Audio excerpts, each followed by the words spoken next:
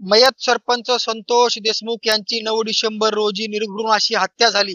मात्र त्या हत्येच्या अगोदर अनेक प्रकार जे आहे ते घडल्याची माहिती, धक्कादायक माहिती CID आणि SITच्या तपासामधनं समोर आलेली आहे.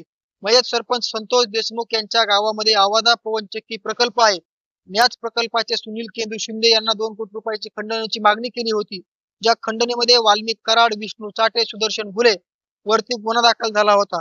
मात्र त्याच्यामधील 2 आरोपी म्हणजे विष्णू चाटे आणि वाल्मिक कराडला जामीन मिळाली होती. त्या जामिनानंतर वाल्मिक कराडचे वकील अशोक कवडे यांनी वाल्मिक कराडला जामीन मिळावे असा अर्ज केजच्या न्यायालयाकडे दिला होता आणि त्याच अर्जावरती काल सुनावणी घेण्यात येणार होती. मात्र ती सुनावणी आता जे की वाल्मिक कराडचे वकील आहेत अशोक कवडे यांनी ते स्पष्टपणे ठिकाणी नमूद केलं आहे की जे CID ने आपलं म्हणणं कोर्टामध्ये दाखल केलेलं आहे, जो CA दाखल केलेला आहे, CA असतो तो काय दाखल केलेला आहे किंवा पोलिसांनी CIDच्या अधिकाऱ्यांनी नेमकी वाल्मिक कराड संदर्भात काय म्हणणं दाखल केलंय त्याची प्रत मला मिळाली नाही. ती प्रत मला हवी आहे आणि ती प्रत वाचून मी माझं म्हणणं जे आहे, माझा युक्तिवाद कोर्टासमोर मांडेल आणि नंतर तुम्हाला जो निर्णय द्यायचा तो निर्णय द्या, असं स्पष्टपणे ठिकाणी नमूद केलेलं आहे.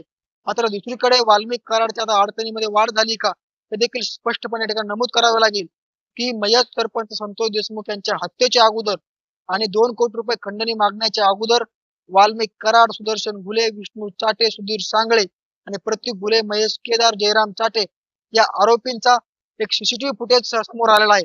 जे की 2 कोटी रुपये खंडणी मागण्याच्या अगोदरचा CCTV फुटेज सध्याला सोशल माध्यमांवरती प्रचंड प्रमाणात व्हायरल होतोय आणि दुसरीकडे वाल्मिक कराडला मोका अंतर्गत कारवाईमध्ये 7 दिवसाची SIT कोठडी मिळाली होती. हीच SIT कोठडी जे की डिजिटल एव्हिडन्स संदर्भात आम्हाला चौकशी करायची आहे असं स्पष्टपणे कोर्टासमोर जे की बीडच्या न्यायालयासमोर सरकारी वकिलाच्या माध्यमातून SITचे किरण पाटील यांनी स्पष्टपणे सांगितलं होतं आणि तेच जे की डिजिटल एव्हिडन्स आहेत मग CCTV फुटेज होते का हे देखील आता स्पष्टपणे ठिकाणी नमूद करावे लागेल.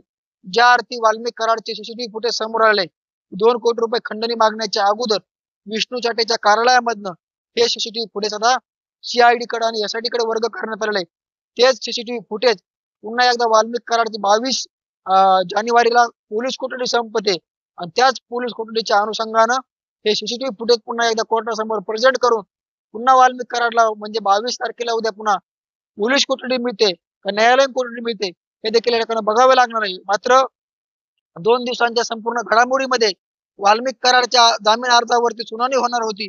मात्र ती सुनावणी जे की आरोपीचे वकील आहेत अशोक कवडे यांनी असं स्पष्टपणे म्हटलेलं आहे की जो पोलिसांनी CA मांडलेला आहे, त्यांचं म्हणणं मांडलेलं आहे CID ने ते मी पाहितलेलं नाही, ती परत मला मिळालेली नाही, ती परत वाचून मी पुन्हा माझा युक्तिवाद करेल आणि त्याच्या अनुषंगानं आपण बघू शकतो की 23 जानेवारीला पुढील सुनावणी केज कोर्टामधील ठेवलेली आहे जामिनावरील अर्जाची.